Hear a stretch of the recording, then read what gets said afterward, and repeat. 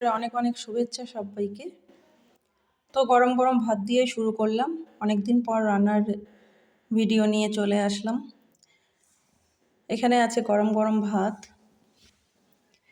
এখানে আছে বেগুন ভাজা, এখানে আছে চচ্চড়ি, এখানে আছে বাটা মাছের ঝোল ফুলকপি বেগুন আলু দিয়ে, এখানে আছে এমন একটা সুস্বাদু চাটনি যেটা রেসিপি আমি তোমাদেরকে পরে দেব, খেতে জানা অপূর্ব একদম।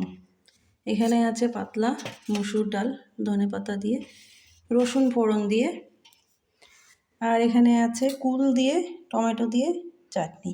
এই ছিল আজকের আমার দুপুরের আয়োজন। কেমন লাগলো? ভালো থেকো সবাই। আবার আসবো আরেকটা ভিডিও নিয়ে। Love you all, take care, tata.